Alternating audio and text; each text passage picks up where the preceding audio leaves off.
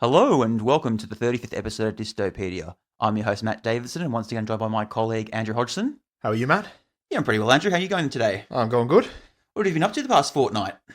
A little bit actually. I've got a little bit to report. So I finished watching The Wire.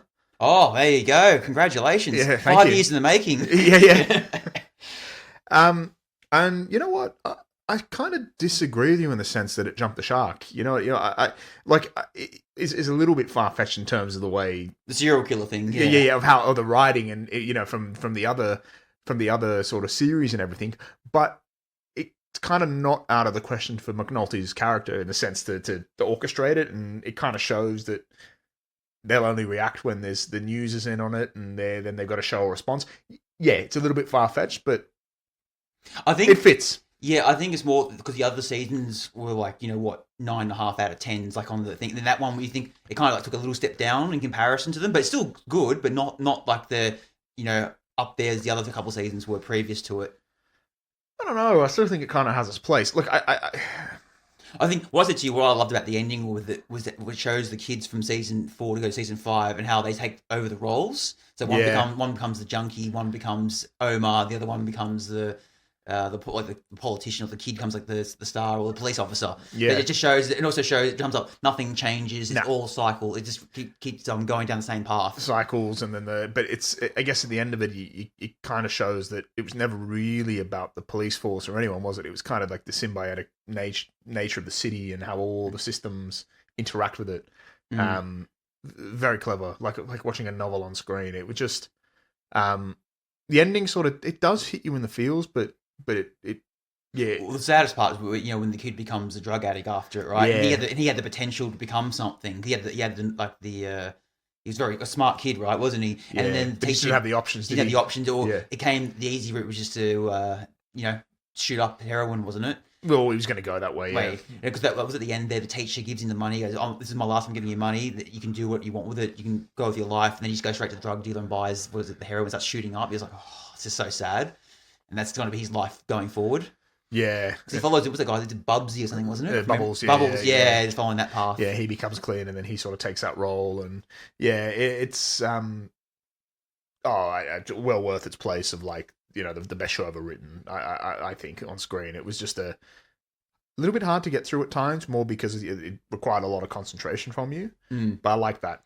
Yeah, there was times too, if you didn't pick up on something, you'd miss something. If you missed something, something would make sense, right? So you always had to be on top of it, or just give you ultimate attention. Yeah, you can't be doom scrolling in the background when it's on. No, and which is good. Yeah, I like that. So no, I kind of feel like watching it again. Funnily enough, just only to see Claire Davis one more time. Oh, absolutely. Shit. Yeah, and I'm assuming too, now you've watched the whole thing, some of the memes make sense to you as well. Yes. Yeah. We're in like a thing called sheet posting group on Facebook, and you see the Wire sheet posting things. Yeah, it's great, and they'll add in they'll use some common reference about something's going on like in politics or whatever's trending today, and they'll just insert something to do with the Wire related to it. You're like, oh, okay, yeah. What about Frank Sobotka? I'm not hearing anything about him anymore. Oh yeah, yeah. Very obscure. Yeah. Somehow works though. Oh, it's brilliant, isn't it? Yeah. Yeah. That's taken a lot of my time. What have you been up to? Yeah, interesting enough, I watched 2 movies over the past couple of weeks, so one week basically, but one's a movie that came out earlier this year, and another one that came out in the early 80s. So the first one is called, it came out in May of 2025, and it's called Warzone. And it's like a realistic kind of that's Alex Garland. I was going to say Alex Garland co-directed it with. So what the backstory of the movie was? Alex Garland directed. Was it the War? Civil War? Sorry. Yeah, not a bad film. Yeah, and he got an ex-marine to help him do the gun scenes, or going through doing army combat stuff. And he was so impressed with this guy that they teamed up and wrote a script on the guy's experience in the Iraq War. And so the whole thing's ultra realistic. It's all based on memory. There's no Hollywood. It's all done in real time as well. It's all real time. Yeah. So just you're following it. Very Alex Garland. It is, but what's really good about it is that so basically they're scoping out this insurgency, and then they get attacked, and they're trapped in a random building, and they try and evacuate. And when they do it, an IED explodes. So then the one guy dies, another one loses his legs, and then it's all about the scramble and the husk of it. But the way it's filmed is that when the bomb goes off, like you're experiencing what it would be like for a soldier. Like, so you're feeling like you're concussed as well with the way it's done, and then it just shows the real time effects of how the fog of war and how it's all confusing and the scramble, and it's up there with like Saving Private Ryan with that kind of like realistic feel that to opening it. scene. Yeah, it's a bit like that. That was a game changer, wasn't it? Yeah, it is. Yeah. And just also just the tactics they use as well, like the one scene where they need cover to like try and get people out, so they call them like an F-18 to come fly low over the area, and then the sand would all blow up. Yeah. So then they couldn't see it, and they'd rush around. Just little things like that. It was really fascinating. Attention to detail. Yeah. And then right at the end of it, they show you the actors, and then they show the real people, like, and they show some of the people that were in Iraq, help on set, showing them how to hold their guns and walk around and this kind of stuff. So yeah, it's really cool. I highly recommend anyone give it a watch. Second film I watched was one. It came out in 1980, I believe, and it was called Elephant Man. Have you heard of this one? Oh, Carl Pilkington's favorite film. Is it? Oh, there you go. Yeah. Interesting.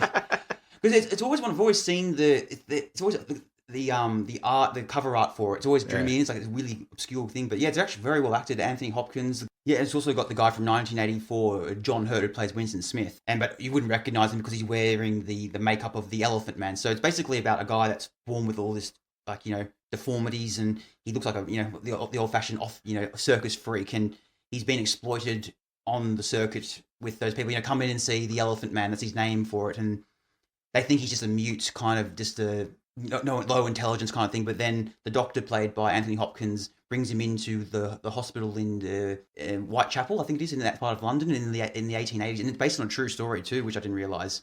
And then he kind of communicates with him, realize actually the guy's actually quite somewhat intelligent. He can read, he can write, he can communicate, and then they form like a relationship. And yeah, it's just a really nice story. And then at one stage, some people that working in the hospital still trying to exploit him and make money off him, and he ends up getting kidnapped and going elsewhere, and they end up getting him back. And then at the end of the film, he dies because of when he lies down, he can't lie. He only can sleep standing upwards or sitting upwards. And because he gets so comfortable being a human, then he lies down again. Like it's like the first time he's ever been accepted, and that's like the way it's filmed, like a poetic ending in a way. But yeah, it's directed by. It was actually David Lynch's first film. You've heard of David Lynch? I've heard the name. I don't know what he's done. He did Twin Peaks. He directed the Dune movie, the one that came in the 80s. He recently passed away in 2025, but. Yeah, he's very known for very obscure. He's a bit like Quentin Tarantino. You always know when it's his film when he does it. Yeah, they've got very obscure themes to it. Like, yeah, Twin Peaks is a very odd show. I liked it, but at some parts I'm like, where's this going? Like, what am I meant to believe? Yeah, he goes into like the fourth and fifth dimension stuff and this and that, and one of the Twin Peaks is something I've been meaning to watch. Yeah, I definitely would recommend Twin Peaks. It's but like, you got to persevere through it. Sometimes you're like, oh, where's this going? What's going on with it? Like, it can be very obscure. So. But yeah, no, both really good movies, and yeah, I would recommend giving them a watch. That's what I've had a look at the past 2 weeks. You're very busy. Yeah, exactly. Firing up the old Netflix, But yeah, we'll get into this week's episode. Also, last fortnight we did Gattaca, the old 1997 sci-fi film, and this week we're going into a very underrated or not very well known book called Fahrenheit 451. Very underground, Yeah, under the radar. Yeah. People don't talk about that much, so. So yeah, when was the first time you ever read this book? Coming up nearly 10 years ago. I think you recommended it to me, and it was on a list, and then I think the missus got it for me for either my birthday or Christmas, and just as you said, I think you said a few weeks ago, it's on the Mount Rushmore of dystopia, so just one I wanted to read, and I wasn't really in a position 10 years ago or so that I kind of appreciated it. Like I think I was expecting it to be like 1984, or I don't know what I was expecting, but yeah, I've definitely appreciated it a lot more this time around. What about you? Yeah, I'm in a similar boat. Like, I think I did enjoy it a bit more than you did when I first read it, because I like certain aspect of it, but then I still felt it was a step down from, I was expecting more 1984-esque stuff. I'm like, oh, it touches on here, which is good, but it kind of goes in a weird direction here. But reading it second time around, I've actually got a lot more appreciation for it. And you read it around the same time. It was about 10 years ago. 10 years ago, roughly, yeah. So I don't know if it's on that. I don't know if it's becoming a little more worldly or learning a bit more, or if it's just researching for the sake of this podcast, or I think you said everything. Yeah, there's stuff that's gone on in the world that it's definitely very prophetic. One of the more prophetic ones out there, actually. Oh yeah, definitely. I think too, when you're reading it a second time around, you know what to expect and what's coming in certain aspects, or you sometimes you do forget things as well. But because you're thinking, oh yeah, it's about you remember the burning the books and this and that happens, and some of it takes you off on a different tangent. But then reading it second time around, you can see, oh, I can see he's like setting the scene up for this thing to happen or that thing, or oh, it's actually talking about, oh, the TVs on the walls and stuff. I'm like, oh, I kind of the first time around didn't click to me that part of it. Yeah, and how, as you said, how prophetic it was. Oh yeah, yeah. That's no, and it's obviously it's his most famous novel and the one that he's always referred to. And I think even like Barack Obama says it's one of his favorite books he's ever read, and very like relevant and very one that they should always teach as well. So no, it's definitely it's going to have its place and legacy, isn't it? In the world of literature. Yeah, it will. I mean, for me, like Bradbury, I we'll get into it a little bit later, but I find his writing style a little bit frustrating. I find it like I get lost in metaphor and like the world that he's presented, that I kind of forget where I am, and I think, fuck, what's he referring to here? Like, is this a metaphor or is this literal? I'm like, fucking, what's going on? Like, I think too, what makes it a bit more confusing at times when reading it is that there's no chapters to it. It's only in 3 parts. Yes. So then you could be going on one scene, next thing you know, it's in another scene, but it doesn't transition that well. Where you're thinking, wait, I thought we're still here, but no, we're over here now. Yeah, maybe there's a little bit of that to it, as you said. And from what we've read about him, like doing some research into him, because he seems to be very much like he's a very subconscious writer. He'll just go to a typewriter and just blurt out whatever he's thinking at the time, or subconsciously thinking. So maybe sometimes it does go on this weird tangent or weird kind of thought process that he's thinking about in that scene, or whatever he's trying to get out. Yeah, well, that's for, like, I think I'd mentioned in doing the research for the There Will Come Soft Rains episode that when listening to him, he's fascinating to listen to. Like, I like him as a bloke, don't get me wrong. Like, he makes me, for some reason, reading him and listening to him makes me think that I could actually write a novel. It gives me that belief, like, that, like, you just could. Like, the way he sort of goes on about it, like, he was saying, like, I think he said something, one of the quotes I took from that chat, I think he did it it was in 2000 or 2001, the University of California, like an hour lecture that I watched. And one of the things he said, like, you must never think at the typewriter. Like, you just, it's just your consciousness, just go, just write down and go. Don't think. Reading this book, I can tell that that's the way it's done. It's just this like stream of conscious thought, and fucking hell, where's this going? Like it's. Yeah, I think the quote is, sorry, don't think. Thinking is the enemy of creativity. It's self-conscious, and anything self-conscious is lousy. You can't try to do things. You simply must do things. Exactly, like as you said, like it sums it up perfectly, right? Yeah, and you can really tell when that book. So I find it quite liberating. I find it a bit frustrating, but then again, in digging deeper, it's very much the point that he doesn't want. I've spoken before. We glazed Orwell last time. I love Orwell for boiling it down and making it straightforward and easy to understand. But perhaps that's the problem. Like you know what I mean? Like that made that and well, he set the bar so high, right? Yeah, well. But he's spoon feeding it, and perhaps Bradbury is like, I guess, the enemy of creativity, and I'm not thinking for myself, and that's the very point that I think Bradbury's trying to make, right? Like it's. I mean, if this novel's about anything, it's the idea that comfort is the enemy of creativity, right? Or comfort can be used as, I want to say, authority. Well, you see that a lot too with like musicians, for example. So when they're struggling up and coming, they'll make their best work. But then when they've established, they've made the millions of dollars, living in the penthouse, they're doing the tours and stuff.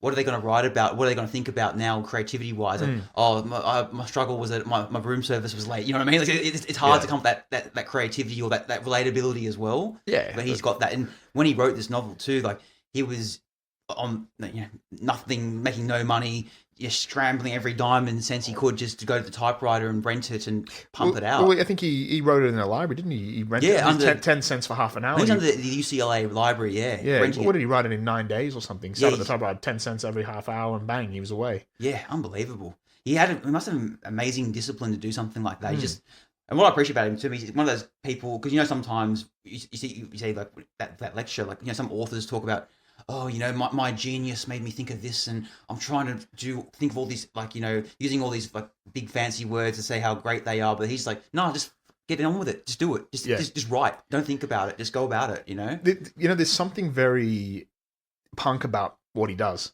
Like he hates that sort of. It kind of makes me think of like when the Sex Pistols picked up their instruments. It's very much like no, he fucking hates that sort of sterile, systematic creativity. It's that pure fucking Sex Pistols energy, but except he's just used words instead of screaming it into a microphone. Like Yeah, I say, man, that's the one thing I came away with it, like frustrated, but thinking perhaps I've been conditioned to crave simplicity Mm. and to want things neat and packaged, but he won't let me do that, and that's what's frustrating me. But perhaps that's what's wrong with the world. Like I'm one of the ones that sit here and think, talking about Shakespeare and stuff in schools. I'm like, what fucking relevance does that have in 2025? Why the fuck are we teaching Shakespeare? And then I was listening to something, and it sort of sunk in that no, maybe the problem is that we don't understand Shakespeare anymore. Maybe that's the problem. Yeah, I've never thought about it that way. Yeah, You're like, oh, why is it relevant? Like a bit of reverse psychology on yourself. yeah. And I don't know if I'm thinking too much, but I'm like, so I appreciate Bradbury for making me think. He's just, yeah, it just frustrates the fuck out of me. Yeah, it's just the style, isn't yeah, it? it does. But that's my opinion. But Yeah, I appreciate the point he's making. No, definitely. No, you just, as you said, like it's just like because it is frustrating sometimes because when reading him because you're thinking at one point of the book you're like it's going on this really like you investigate on a tangent or what he's trying to say and it'll just go somewhere completely different like oh wait let's go back to there again like don't stop like we're going good there like yeah but it seems like Orwell could do that through the whole book keep you in locked in. Well, that's the magic of Orwell, isn't it? Yeah, that straight to the point, simple, and you can absorb it, you can understand it, Yeah, exactly. But maybe creatively, I'm not thinking about it perhaps as much as I should. I don't know. There we are. Yeah. Well, we'll get into a bit of the backstory of Ray Bradbury.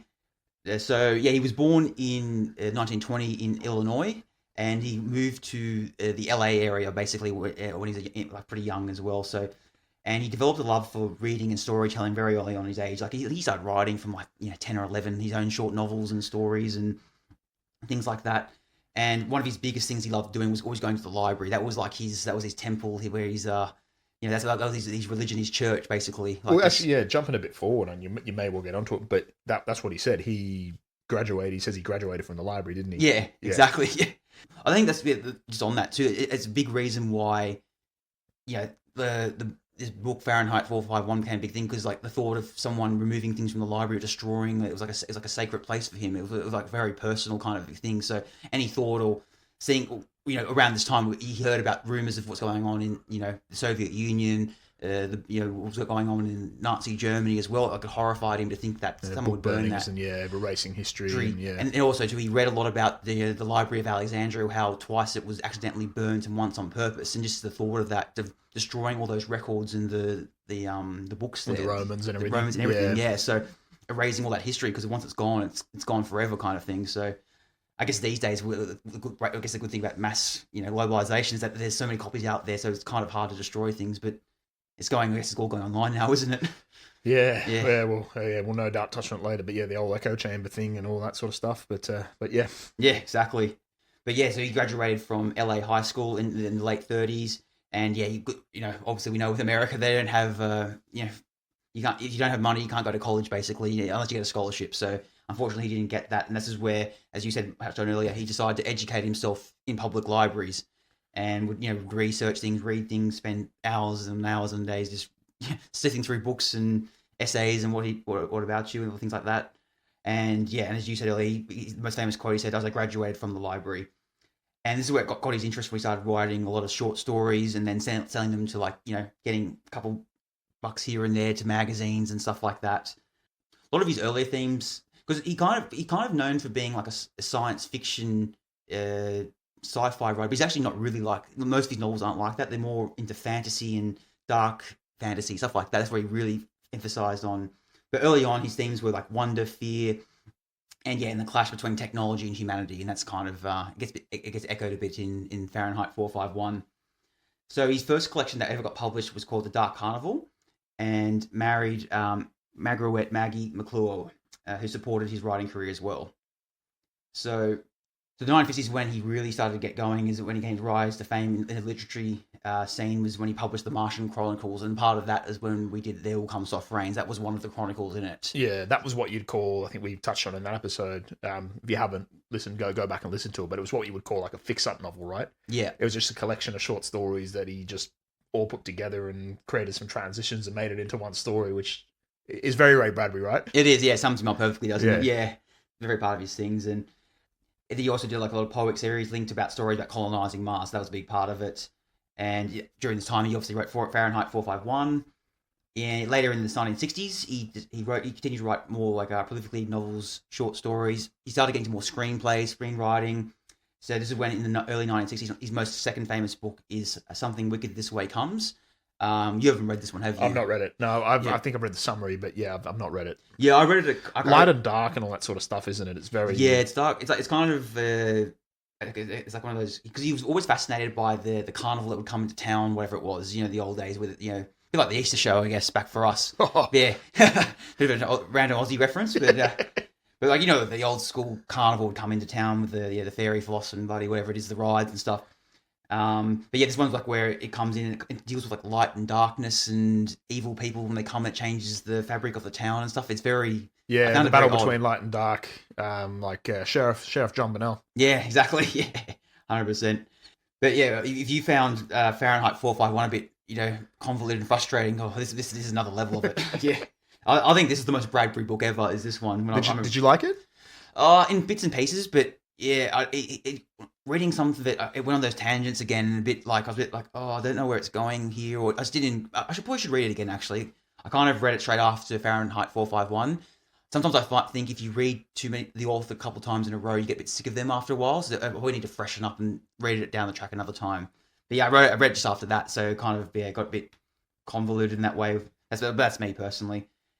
Well, the reason why I remember this one too is because this was referenced in the South Park episode, The Walmart. It's based on that, yeah, when the Walmart comes to town. A fine episode. It was great.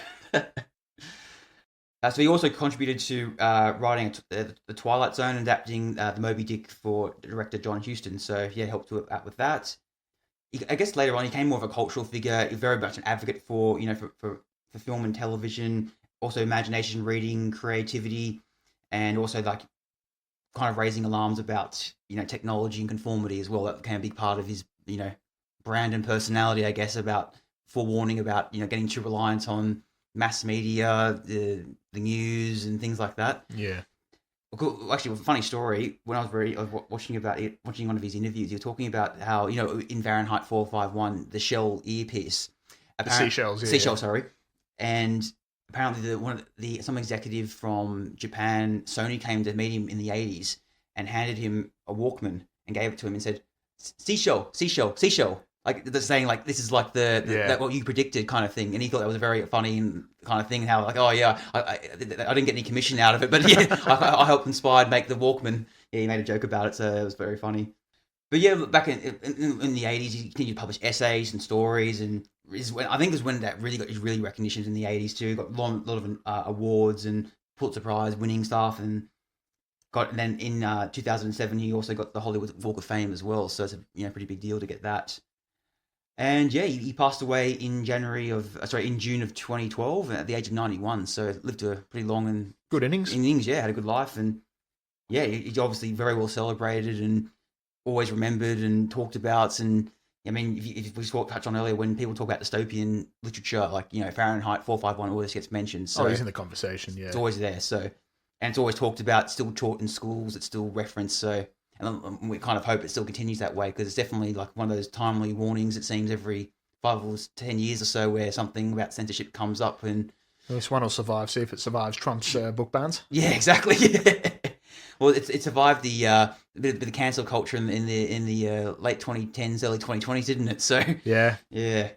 So that's obviously the backstory about Ray Bradbury. So Fahrenheit 451 wasn't actually, it didn't come out of nowhere. There were a few things, a few short stories that he had written that kind of lead up to it. So 1947, he had written Bright Phoenix. So this is about a librarian that stands against a small town book burning crusade.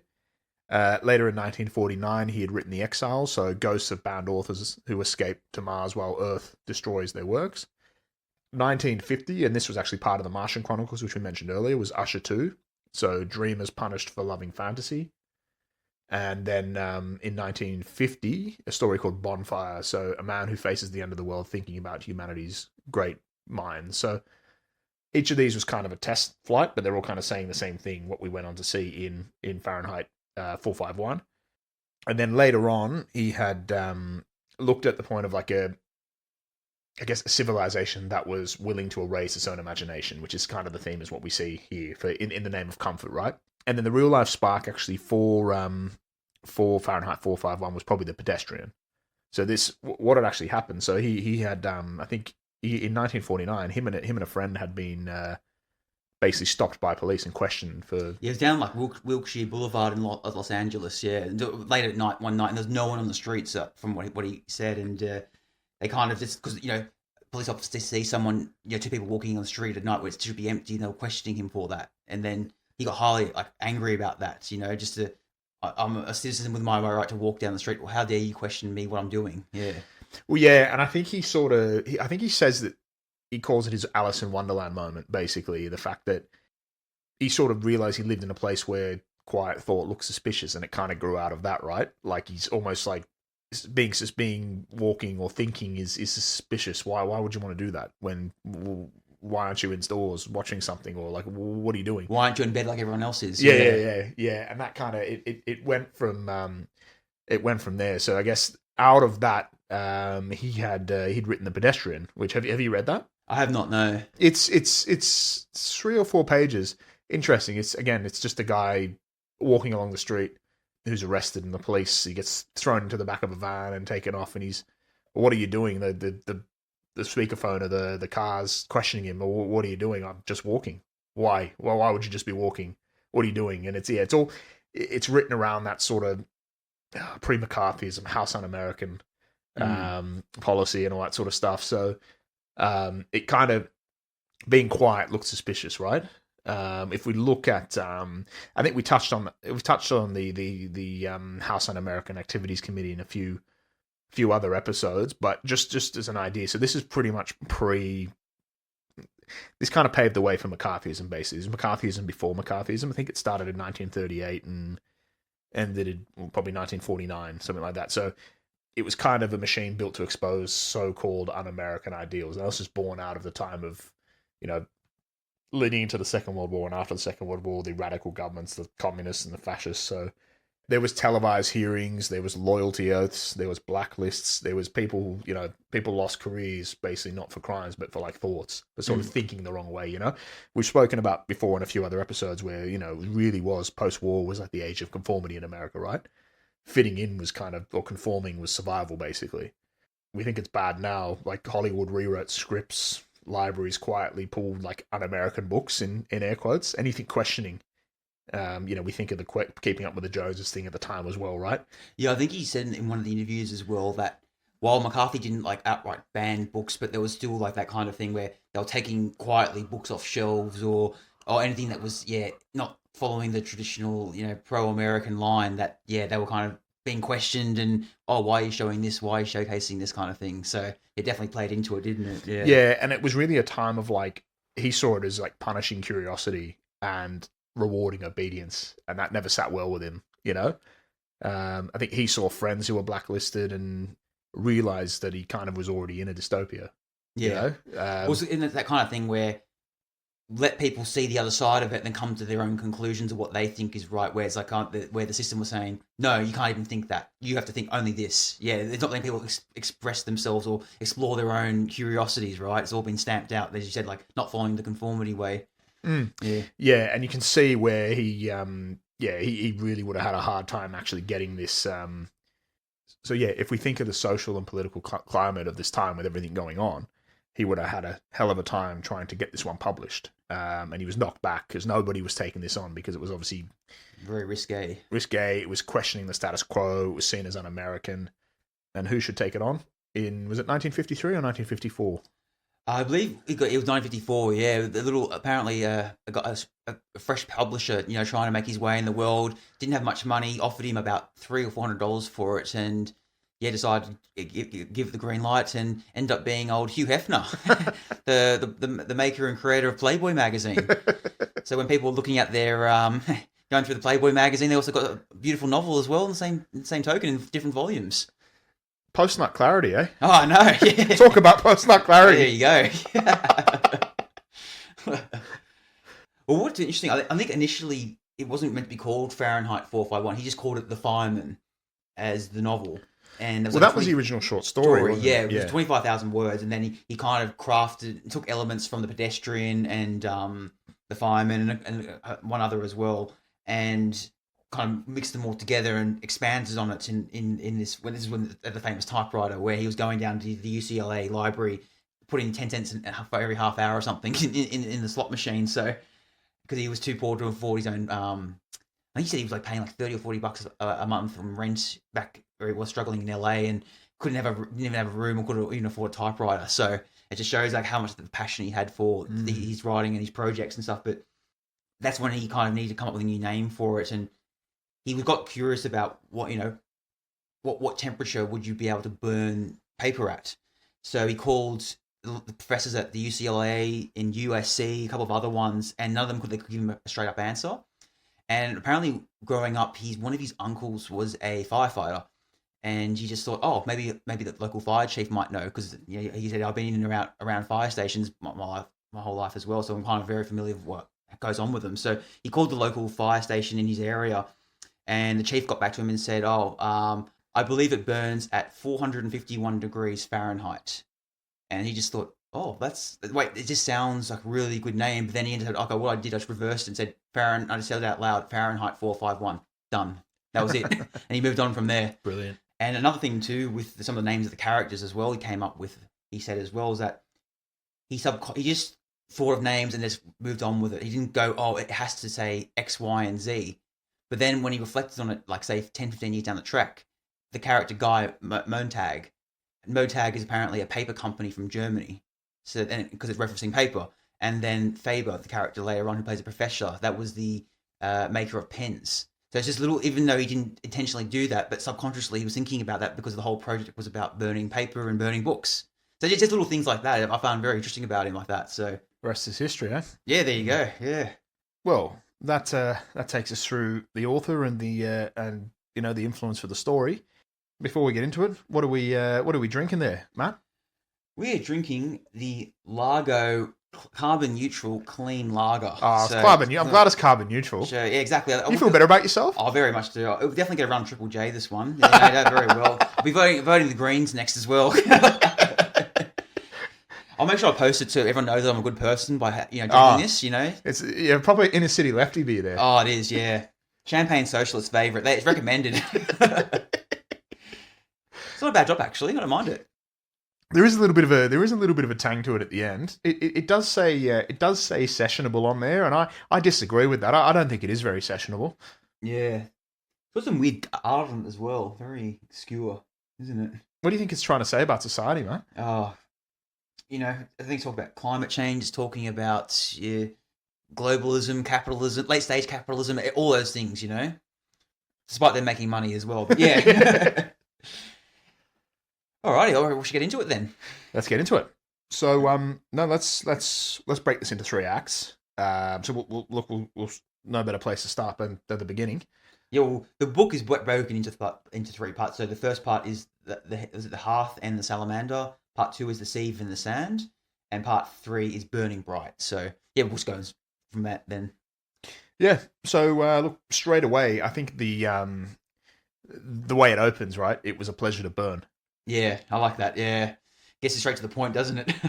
It does get straight to the point, but it's 2 or 3 pages. It's just him, I guess, doing his job, not really questioning. Everything is kind of really mechanical, and it explains he's doing his job, but it doesn't explain why it's a pleasure to burn. He's just sort of doing it, right?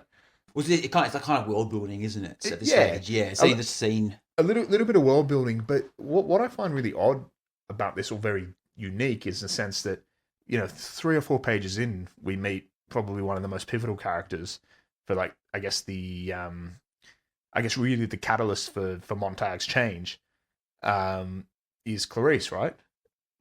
It's all really mechanical, and then she just sort of is. She's like the first sort of true disruption, right? She just sort of anomaly in the system. Yes. Yeah. Which is, you normally expect someone halfway through the book, but she's there straight away, and you haven't really established Montag yet, but somehow it works. Yeah. Yeah. She sort of she notices smell, rain, seasons. She asks questions. What does she ask him? Are you happy you're do you ever read the books that you burn? Or Which kind of like challenges his thinking pattern, doesn't she? yeah, she does. She does, and it is sort of it's weird, isn't it? Like I guess she would represent like a curiosity in a world that kind of forbids it, Mm. like straight away. But we don't really know what the world is yet. And then later on, we sort of get to a point where you realize that society is kept docile by distraction. Exactly, yeah, and it's established too that I think that she moves in next door, I think, to him, Yes. and the family's there, and he'll be walking at night time or something, coming back from his shift, and he'll notice that the family are having these discussions at the table, and they're all laughing and joking. It doesn't compute to him because in this society, everyone's distracted by the wall TVs and the what they call it, the parlors, whatever it's called in the Parlor book. walls, Parlor yeah. walls, and Which is actually interesting. Sorry to take you off topic there, Yeah. but the parlor walls where it talks of rooms with like the whole room is just a TV. yeah, And if you think about what the TV would have been like in the 50s, or 50s, TV was sort of coming in. It was really by the 60s that everybody had a TV, but it was pretty popular then by the time this book was being written. But you think of the size of TVs now, like, Oh. 75 inches normal, yeah, yeah. You'd have a 65 in your room, Yeah, Like exactly. it's like they are filling up whole rooms now. Oh, when you go to your local shopping mall, like a Westfield or something, how many of those big screens you see of advertisements everywhere, flashing screens, blank. It's quite normal to have a TV in every room of the house. Times Square in New York City, all advertisements show like flashing, bang, like that everywhere. Like yeah, this is what we said earlier, like how it's kind of prophetic in a way, imagining that. Very yeah. prophetic, yeah. And I don't think people could have imagined that having these screens that big at the time, if you think of how big the TVs were, I mean, you could kind of maybe like you could think of like a movie theater, maybe, but not in your own home, especially. Nah. No, not that the quality it was and the way it's portrayed in this book, do you? Oh, No. yeah, I've got an OLED, mate. Oh yeah. Yeah, you gotta get the HDR, and the settings and Yeah. the different modes you can get and the Got lighting. an OLED, mate. You just can't go back. Okay. I wish I never bought it. Everything else looks like shit. Shit, yeah. Now we've got 8K TVs now, Yeah, so yeah. it's only becoming more immersive, more engrossing. It is. I'm becoming more docile. I mean, the only thing that this novel didn't predict is the thing in our pockets now. Yeah, the phone. Yeah, But yeah, he did pretty much everything else though. he really did. But yeah, back to what we were saying. But yeah, he this family next door, Clarice's family, they're talking and having open discussions about things, and he's dumbstruck by it, doesn't understand it. You know what's interesting? She mentions about her uncle. She says, "Oh, do you know that he got arrested for being a pedestrian?" So I think it's set in the same world. Yeah, A little homage to that. Yeah, Yeah. yeah. It's an interesting touch. But yeah, then also too, while we're there, we're learning that we assume that a firefighter is that someone that saves people's lives and puts fires out. But in this world, because the technology has become so precise and next level kind of thing, like every house is fire protected. They're like fires can't break out anymore. It's like almost impossible. So the whole purpose of the firefighters now is to burn things that are and that are not righteous or don't fit into what the society norms are. We then discover that it's especially they target people hoarding or reading books, and that becomes the emphasis of the whole novel going forward. Lurking them out, and then we also hear about he's at the firehouse and they're all sitting around playing poker, or they have the mechanical hound, and they're having bets on can this mechanical hound get the rat the quickest or whatever it was. There's little things like that. And it's kind of establishing how technology has gone to this next level where it can come used like a killing machine kind of thing. Yeah. Which is very bit prophetic now, where things are going with drones and stuff like that. Yeah, AI and AI weaponizing and exactly. and our absolute faith in it as well. Yeah, we just trust it. But yeah, then we go back to it goes back to his and then we go to his home life where I think they talk about him and his wife Mildred or Millie, which one we want to call her, but she was saying how they just recently installed the third parlor wall and they want now a fourth one. So just like it's never enough. They're constantly needing this stimulation and distractions and focusing on whatever is on the parlor wall. That's the whole her whole emphasis and point of life, isn't it? It's absorbing that. And I think the comparison with having just met Clarice and almost, I guess it's established the fact that she meant, sorry to go back to Clarice, but she mentions that you're not like the others. When I say these things, everyone would look at me and question why am I asking them? But you don't. You're different. Yeah. You answer my questions. You're engaging. You're engaging with me, and she kind of acts as like a mirror almost to him, right? Like, and he's sort of being like, awoken. And I think, like, what does he say? Her face was fragile milk crystal with a soft, constant light in it. So I don't think it's established that there's a love interest or anything. It's just She's a young woman. young woman, but he finds her interesting. Yeah. And I like the way, and he goes back. It shows that, and before he goes home, and he goes home to his kind of like his home life is a bit, yeah, as you say, it's sterile. There's no spontaneity. It's very much routine, mundane, and they're all just constantly distracted by the stimulant of the parlor or the seashell earpiece, where it was now like a wireless radio or like an AirPod now, right? Yeah, and I think this is what the book does cleverly. Like we see the I guess with the media, technology, and distraction side of it. Mildred very much is the vehicle for this, isn't she? That we see her. She, like, this society that's fucking like allergic to silence. God, that's prophetic now. I think being on a bus or walking down the street, like, you've got to have your headphones on. You can't have silence. You've got to be stimulated. You've got to be listening to a podcast, which I hope you listen to this one. Yeah, but exactly. You got to be listening to music. You got to be listening to something. So I think it talks about, I guess the seashell radios in her ears, the parlor walls filling the room with chatter. Like, I guess it's silence sort of feels suspicious in this world, right? No, yeah, definitely, and it's at times, as I said before, reading how prophetic it is. Like, silence is like death for us now. We always need some form of stimulation. Like, me personally, at times, if I haven't grabbed my phone in like 10 minutes, I'm like, oh shit, grab it and just scroll on Need to see what's going on. But yeah, I need to go. So I'm like, why am I doing this? But you can't help it. We're always so distracted. We're so afraid of boredom or non-stimuli. No, like, I can see why too. Why he was warning about this, because we're so distracted by things like this that we're losing our creative edge. Like, I know myself personally, at times I'm not thinking straight, or I can't articulate what I'm trying to say because I'm just so brain dead from brain rot from watching too much the stimulation of the phone. Watching a few videos or something, it just it drains you after a while. It kills you. Like, you want to do something, you want to do something for the day or something, then you just get here's 20 videos. Fuck yeah, and it absorbs all your energy for some reason. What was I doing again? Oh fuck yeah. And it just feels like, because it's so stimulating and then engaging, but it's junk food in a way, right? But then, like, then you feel like, anything else feels like an effort, doesn't it, going forward? Like, even at times now, I find like I give myself a pat in the back if I decide to play a video game or watch a TV show without looking at my bloody phone, because that feels like an effort sometimes. I'm like, why is it like that? But yeah, this is what he warns in his book about things like this happening, where there won't be any need to read or to write or explore these topics or themes or literature, because you'd be so caught up in whatever's on the latest headline or whatever the latest thing is on your phone. Or for him, it was like television back in those days.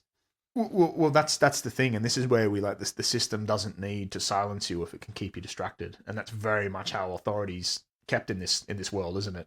There's one part in the book, we'll go into the scene later, but it's when we forget into the character, but the chief warden, Beatty. Beatty, yeah.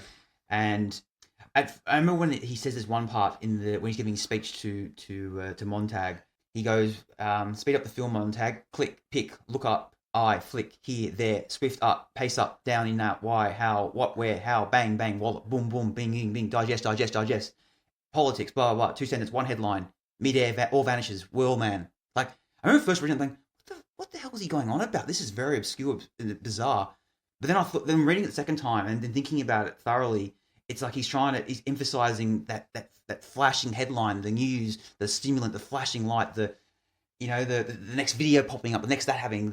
You're so mesmerized by all the flashing lights and the notifications that you're just distracted by it all. And you're not getting any substance or thought content behind for it. the sake of content. Content, exactly, yeah. And I was thinking, wow, this guy wrote this in 1953, and it's even more relevant now than it was back then. Like, with all the distractions we have now, it's insane. I don't know how he could have known it was going to.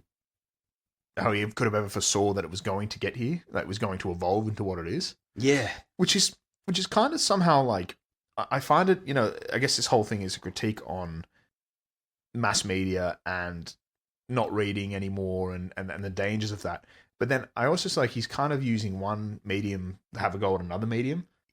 I guess that's the thing. I'm sitting here thinking, well, could we not just see it as like evolution? Like, is where we are now just not evolution of the book? Whereas just as the book is the evolution of sitting around the campfire telling stories. Like, I kind of see it like that. Just as fucking the atomic bomb is the evolution of like gunpowder. Yeah. Like, I find it funny, but look, I guess with I guess the one thing that a book does is you read it and you're sitting there in silence, and you can kind of make your own mind up after it, right? I guess it allows you to do that. Whereas these other forms of media, they won't let you, like movies or TV shows or TikTok. We talked to about mass media back in the 1950s, especially. Only the broadcaster and then the actors or the people presenting news could tell the story.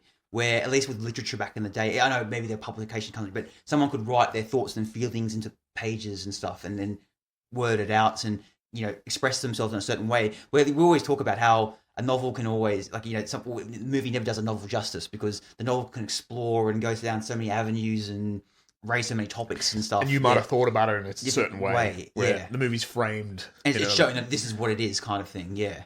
I mean, we know now, obviously, with the evolution of TV and in the movies, how they can it can be very thought provoking and you can question things, but it can't do it the same way a novel can it? No. Yeah, I mean, and that's the main thing you get out of this book. And I think too, people thought initially this book was against the burning of books of what we saw in Nazi Germany and in Soviet Union and stuff. But for him, it was more down the track. He said no, it was more a critique on mass media, mass consumption, mass people not. Critical thinking, critical thought, creativity as well. That was the main focus he was trying to get out of it, and the warning about it. Yeah. So one of his quotes he said was, "You don't have to burn books to destroy a culture. Just get people to stop reading them." So that was the main emphasis about it. Down the track where you get the people in the society not engaged. So then why you don't even need to do these rituals about burning stuff. It just floats away into the sands of time.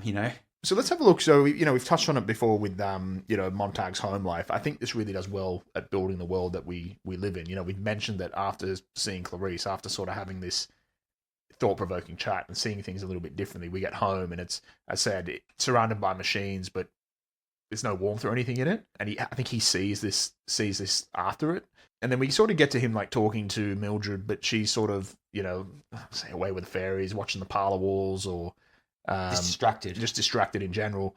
But then it does make the point that one of the biggest bits of the book really, or in the beginning, is kind of the overdose, right? And it's never stated whether it was on purpose or not. But they talk about in this world, like there's sleeping pills or sleep lozenges or something, aren't they? Where I think it says she takes about 30 of them. Yeah. What's noticeable, so I think we start to see kind of cracks in the system is when you wouldn't even call them paramedics. They're sort of the technicians. They sort of show up and it's sort of routine. It's, what do they say? We get 9 or 10 of these a night, sort of thing. It's as if what are they there's a snake or something they use to pump out her stomach or something. And it's a mechanical snake. I think it mentions that they replace her blood and then they're away. Clear out her system, basically. $50, they're away. So it's like it's been commoditized. Suicide's been commoditized. But the fact that we get 9 or 10 of these a night shows that the crack in society. That there's this veneer that everyone's just using drugs to kind of cope with. So it's like paving over just the cracks here and there. Yeah. So media is obviously not the only distraction in this world, right? It's the drugs that people know. This would have been around the time, right? Of you think about the 1950s context with it. Oh, absolutely. Yeah. But even the fact, one thing that sat with me, like the actual blood replacement, I didn't think about it until I sifted through again to grab my thoughts with the book. The fact that almost like a symbol of that quick fix mentality, just don't actually look at the problem, what caused it. Replace the blood, move on. It's like you think of Ozempic today, and you think of antidepressants and stuff like that. Don't fix it. Just treat it. We don't want to get fixed. Don't get to the root cause of it. Just replace it, move on. Yeah, everyone's after that quick fix. So instead of asking why would you look to commit suicide? Again, I think he's quite clever in the fact that it's probably really good writing in the fact that he doesn't state why. Did she do it by accident or did she mean it, Well, the most disturbing thing about it was not the fact if she did attempt suicide or was an OD, it was the fact the next day she doesn't remember it. Yeah, well, she wakes as if sort of nothing happened and she's watching the TV and... Yeah, but that's the most disturbing toast part. That's the most disturbing part where it was not even the fact that, I attempted to take my own life or I took too many pills. It was that it didn't even occur to her that this happened. It wasn't like she woke up out of a coma or out of a hospital bed or something. It was like a normal night's sleep for her. Yeah. Yeah. See, I don't know if I sort of took it as was she writing it off or was she, no, it wasn't as bad as you say, or I don't know, I think it's... Or she's just trying to get on with it. That's the good thing about this, mate. It's down to interpretation. It's ambiguous. It's ambiguous, yeah. I took it as because she's just so stimulated all the time and, she might have just, had an OD or something And then now the next morning, her brain's so fried, she's already forgotten about it and moved on. Like, didn't even know what happened. It's just back to like a reset, basically. Like, just actually on Mildred, because she's quite a pivotal character in this book. Oh yeah, I guess it does a lot of world building through her. But there's a lot of these days in the age of bloody revisionism and stuff, which is another modern parallel with this. Yeah. People find it, for want of a better word, her representation as problematic in like the stereotypical housewife kind of thing, yeah. Where they say, oh no, it's a poor reflection of women at the time. But I think in 1950s it was very much the status quo of the housewife, I guess women were expected to find happiness through domestic life, through comfort, through consumerism. A lot of marketing was aimed, it was a status quo at the time. So I think this just reflects that reality of it, right? It doesn't endorse it, I don't think. She kind of, I think Mildred represents the actual numbed, media saturated product of that culture. And I think that's all he's doing. I fucking hate this revisionism when it's like, oh, it doesn't hold up today's modern society, or what's it saying about? No, fuck off. Like it's a warning. And to sit there and say it's a poor representation of women when in fact he probably shows Clarice, who would be one of the most free thinking, liberal. No, but also too, we get into later about the woman when she sacrifices herself. Yeah, another one she dies on her morals for the greater good. Would you say? Yeah. It annoys me. You got some modern critics who were just fucking after a headline or something, seeing Mildred as a sexist stereotype, but they don't take into consideration the others. Yeah, it's that nitpicking stuff. You're just looking for a problem, aren't you? You know, you're completely taking it out of context. Yeah, I mean, also too, you're kind of missing the whole point of the whole novel. Then, if you're focusing on that, it's a very minor detail. Like, it's yeah. But unfortunately, that seems to be the world we live in at the moment. Yeah, exactly. Well, the reason Mildred's an important character because she's the sounding board of because he was like her beforehand. I mean, he might have had a little bit of doubt here and there, but he still went along with it, and it was because we talk about Clarice as well. Because he has a couple of encounters with her when she asks him, "Are you happy? And are you content?" Like, it's the first time anyone's ever questioned him. He's never ever thought of that before, and once he went across that path of thinking that, and he'd never go back because then he knew deep down, I'm not happy. I don't like what I'm now curious about the other things that are forbidden. So it's always been drilled into me, brainwashed into me. I must follow the manual. I must follow what society expects of me and what I am as a fireman to conduct these, burning activities. So yeah, and it's Clarice who is the catalyst. Well, she's like the circuit breaker, right? Yeah. For him. Yeah. Yeah, which is probably the most important character in the book. Yeah, exactly. And yeah, it was at this point too when she suddenly doesn't show up that one time on his route on the way to work. So he's walking the normal route. Wasn't going subway system, wasn't it? From there. And she didn't turn up, and he got disappointed that she wasn't there. He's like, "Oh, I really enjoying these talks every time I head off to work." And then we find out she got hit by a car, I believe, wasn't it? It doesn't. It's ambiguous though. It doesn't state. I think through Mildred we hear that she might have got hit, but you don't know if she dies or if she's still alive or she's on sort of camp. Or she's become problematic, so she had to be taken away. Yeah. You don't know, and it leaves. Even reading it again the second time, like, I'm sure she shows up in the end. Yeah, I remember thinking the same thing too. I remember at the time when reading it the first time, I remember thinking, gee, like they just got rid of her, like, because she was a really interesting character. I was like, annoyed that they got rid of her. Like, it's actually quite powerful the way they do. That's why, and that's another circuit breaker for Montag, because now someone that's different from the society norms is now being taken away from it, so then it makes him think twice about things. Yeah, by all accounts, actually, there was a 1966 film which I haven't seen. I've seen snippets of it, I haven't seen the whole thing. She actually returns at the end. And apparently Bradbury he liked that. He preferred that. And when he wrote a play for this, which I would actually like to see the play for this. Yeah, in the 70s, I think he wrote it. Yeah. I think there's some amateur productions of it still, but I'd very much like to see it. If it comes out, I'll definitely watch it. Yeah. Supposedly he liked it so much that he wrote into the play that she returned as well. So it's interesting. I kind of like that he watched it and thought, actually, you know what? I think that's better for the story. I kind of disagree. No, I think it's powerful that she doesn't return. Yeah, that's the whole point, right? Anyone that's thinks differently. In fact, I actually think it's a bit Hollywood if she did. Yeah, well, it's a bit like when we talked about Fatherland, when we read the Fatherland book, and then was it in the end of the movie, that shitty HBO movie they did? Then was it the plane takes off or something, and she saves the day or something from memory? I remember I never watched it, but maybe he's describing it, and it kind of ruin the whole ending of what the book No, was? no. That's where they get out and they give the documents to Joseph Kennedy, and he's, my God. Yeah, exactly, that kind of stuff. Yeah, yeah.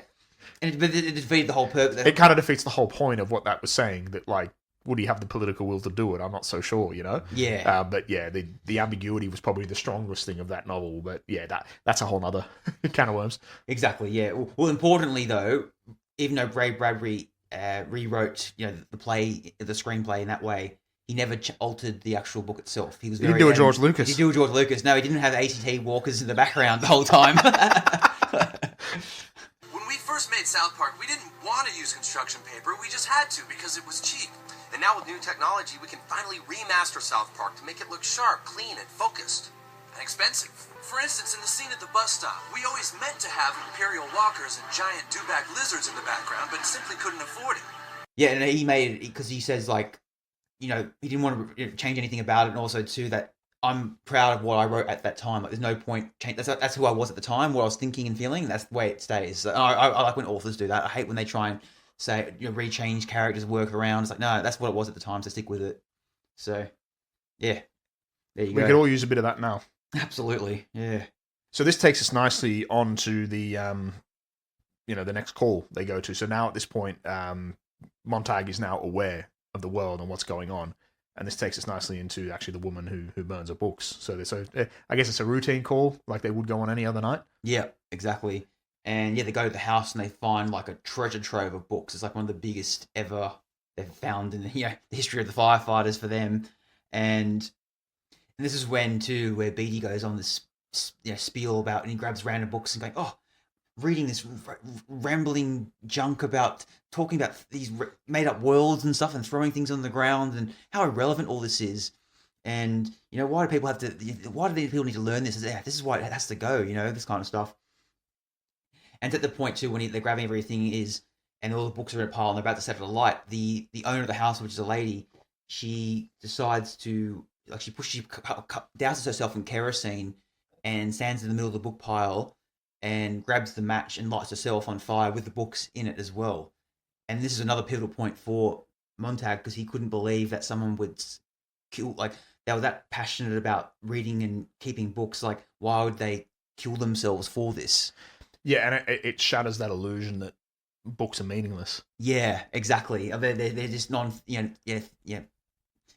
fictional rubbish that they're not relevant today. And as you said, like, why would someone kill themselves for something that's so sacred to them? Like, it doesn't make any sense, right? And she sort of becomes like a martyr in knowledge, and to him, he's like, I guess he questions everything, doesn't he?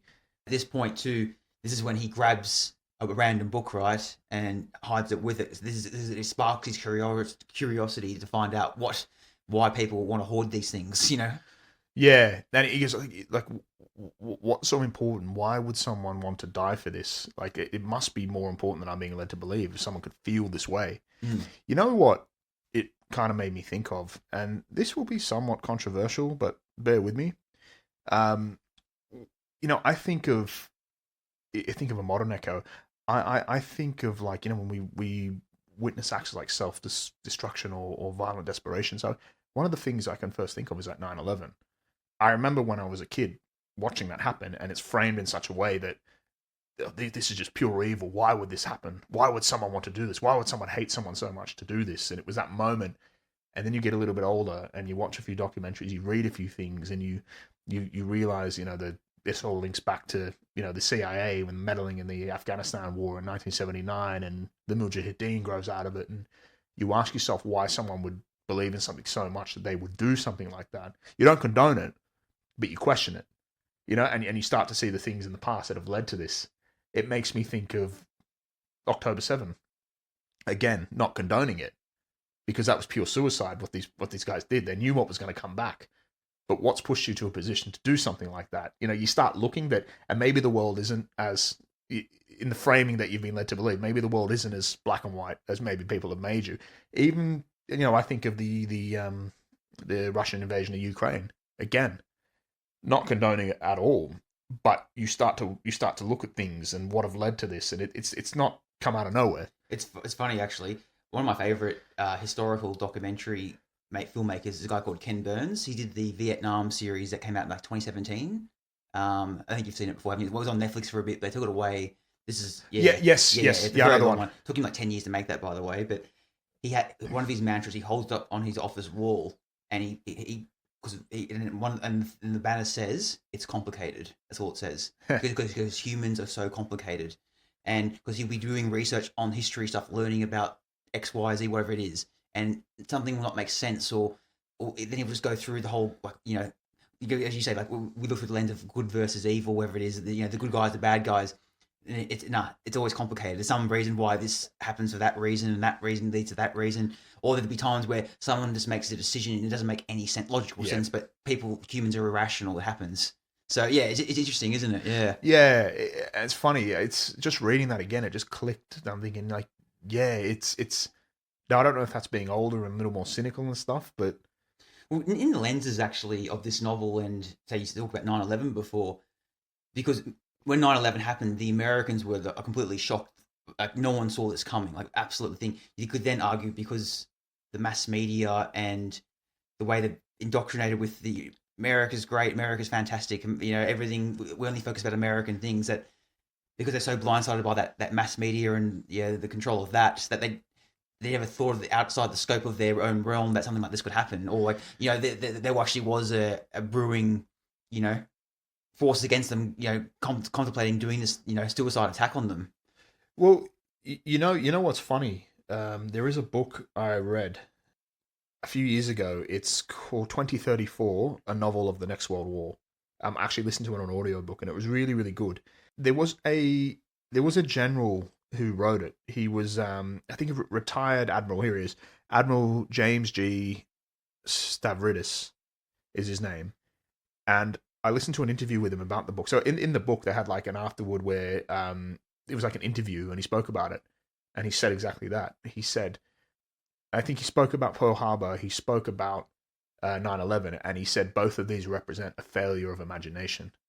The very fact that you there's so much hubris that that would never happen to us, and I'm like, I never thought about it that way before. You also like, how could anyone hate us? Why would people hate us? Yeah, why would anyone attack us? Doesn't make any sense. That thinking. Well, and that's what the average American was saying, because there's been so much, I guess, blowback from CIA operations meddling in the past, that and so much is kind of, and never reported on by the mass media in the American country itself. I think the average American citizen could genuinely say, well, why would they hate us? Yeah, you know what I mean. And again, all links to media. Yeah, and it's what we talked about in this book. That's where with Montag in this scene too. Why would someone sacrifice themselves for books? Does not make any sense. There must be something to it. Yeah. So this is like probably the biggest awakening, isn't it? Oh, it is. Yeah. Well, like, we'd say that Clarice was like a bit of the circuit breaker, but this is like this scene is like kind of him getting plugged out of the Matrix, isn't it? Like Neo waking up for the first time. Yeah. Well, that leads us perfectly into part 2 now, the sieve and the sand. So, so this is when we find out he smuggles a book back with him, and he's kind of like he's like struggling to understand, like, I guess, get frustrated with the books and its meanings, isn't he, a bit, Well, I think actually before we get on to that, where he actually does get home, and after the death, he's like physically and morally sick, isn't he? Like, he spews up, and I think he realizes that fire actually, it doesn't purify anymore. What he's doing is not good. Like, it only desecrates. Like, I guess this is all part of his awakening, but the response of his wife, Mildred, when she's not listening, he's trying to explain to her, like, you don't know what I saw. I saw this woman. She died for these books. Why would she do that? And she was stupid. Good riddance. And she's like talking about it like that. She's very much holding the party line, isn't she? Or like us versus them mentality. Right? Yeah. And she's sort of watching the TV, and I think he sort of calls her a family. Because they've got more in common with the TV than him. And she's just. Yeah, she's just sort of, I guess, denying it and not listening and stimulated by something else, and I think it's sort of it's interesting. He's now awake, but she's still sedated, right? He's kind of really grown apart from her now. You can see it for what it is, right? I didn't realize too, but the metaphor behind the name of the chapter, "The Sieve and the Sand," was that because then in the book Montag reflects on as a kid, trying to feel a sea with sand, and it's like sympathizing like his futile attempt to retain knowledge in a society that rejects it. So that's when he's trying to absorb the books and the knowledge, but it's not sinking in. And just I love the way Bradbury represents this in the novel. Yeah, and no, it's interesting, isn't it? It is. Well, I guess at this point too, he remembers like a year ago he encountered some random guy on a park bench, I think it was, and he kind of looked at him, and it's funny how like it's a bit of an interesting thing where like he sees this guy, the guy seemed intrigued by him, he seemed intrigued by him as well, and vice versa, but then nothing went on. But then he just had a sixth sense about it, and this is when we find out we meet Faber, the character, and kind of like he goes like, why do you trust me, or why would you like encounter me? He goes, oh, there's something about you always seemed intrigued about it, or you seemed like you're not like you're questioning it, but you had a bit more depth of knowledge about you than what everyone else is, for the people around me, And what's interesting, it now sort of reaffirms that this whole Clarice meeting didn't happen in a vacuum. Yeah. No, there's others out there. It's not just a random. And he was already aware. It was just part of it. Like she was the one that, it was again the catalyst. Yeah, the catalyst, exactly. And this is when, it was a really interesting point. We find out that Faber was a retired, English professor, used to teach at universities and stuff like that. And then he talked about how books started getting outlawed and banned, and then there's no need for teachers anymore. Then he called himself basically a coward because he didn't stand up for it. He could just stay quiet, and then just went about his business and just retired to his own place. And he has that ultimate regret about that, and feels guilty about it because he felt like he should have, it's better to die on your feet and live and then beg on your knees kind of thing. Yeah. Where he just conformed to the new ruling.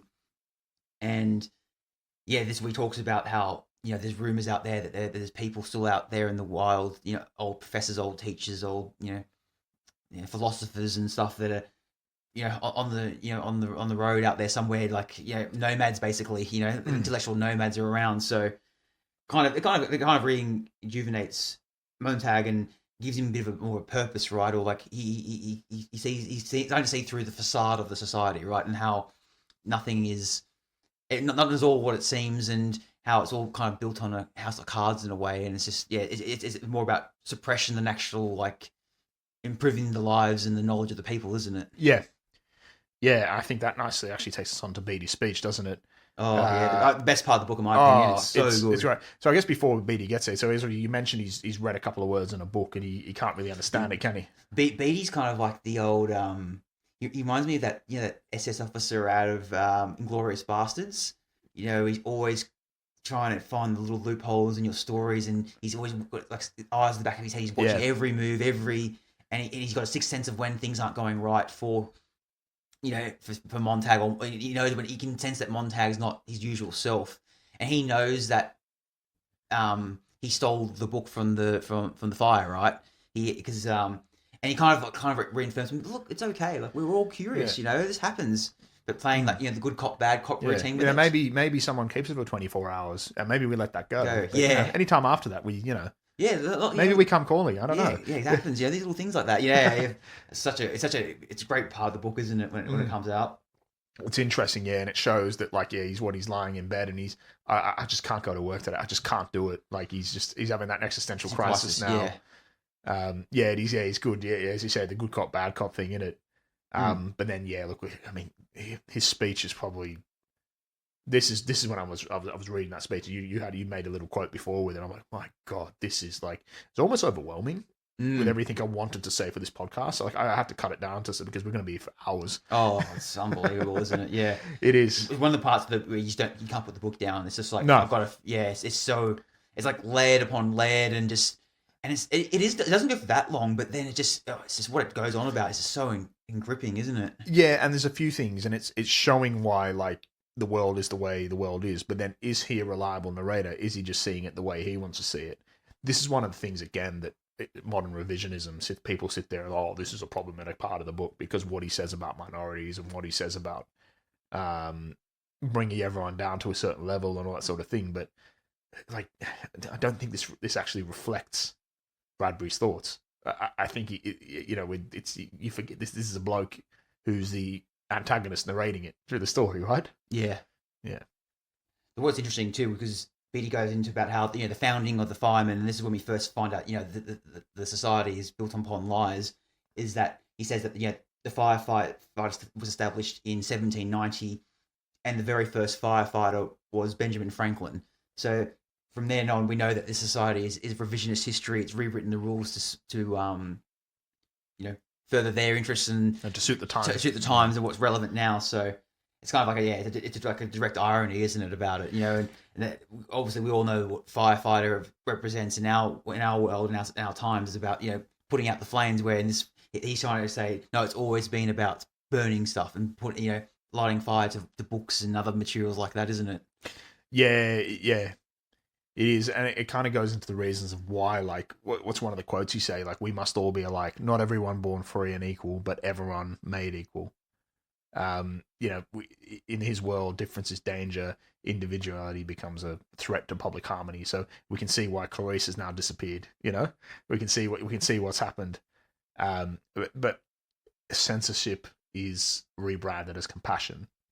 What does he say? We burn books not to punish, but to keep people happy. Mm. And that's, if you can look at that through the time now, it's almost this self-censorship now, right? Yeah. Where I'm offended. Oh, we'll pull that. Oh, I'm offended too. That offends it. We'll pull that. Oh, I'm offended. We'll pull that. It's that everybody's happy thing from South Park. Yeah. What the hell is this? Yeah. One of my other favorite quotes from this as well was like, "We must all be alike. Not everyone born free and equal, as the Constitution says, but everyone made equal. Each the man image of every other. Then all are happy, for there are no mountains to make them cower, to judge themselves against."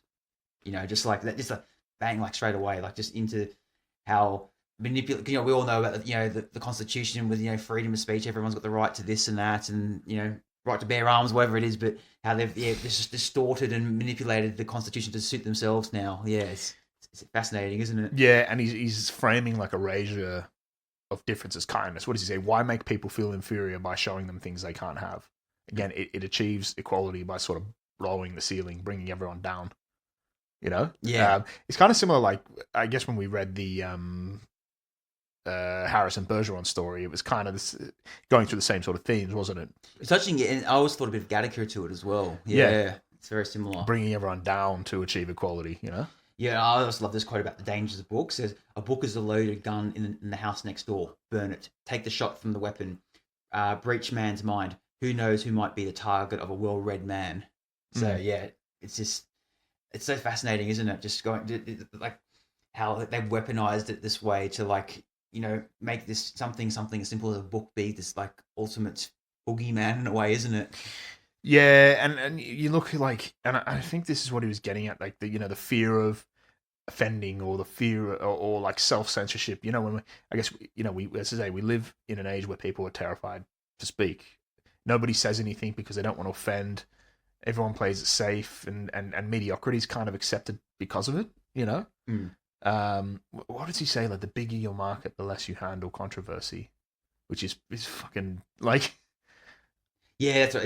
I think the quote is, the bigger your market, the less you handle controversy. People want to be happy, isn't that right? So we give them what they want. No contradictions, no arguments, just fun. Yeah. Yeah, just like bang, bang, bang, like that. And it's like, if you're we've spoken about with like Hollywood, and this is why we have a problem with what's going on there, when you're just revising things, or you're making things not for the story, but you're doing it to kind of keep everyone happy. And the truth is, if you sort of trying to keep everyone happy, you don't really please anyone, and you make something mediocre. It was saying, you try to please everyone, you please no one. Yeah, and it's like, and it genuinely feels like the only people that are actually testing the boundaries of like free speech, or what they want to say, is comedians. And really, should they be? Should they be politicized like they are now? You think of you think of Dave Chappelle, you think of Ricky Gervais, you think of Bill Burr. Like, whether you agree with them or not, that's not the fucking point. Like, it's like they're kind of the last cultural figures left, kind of fighting for free speech, right?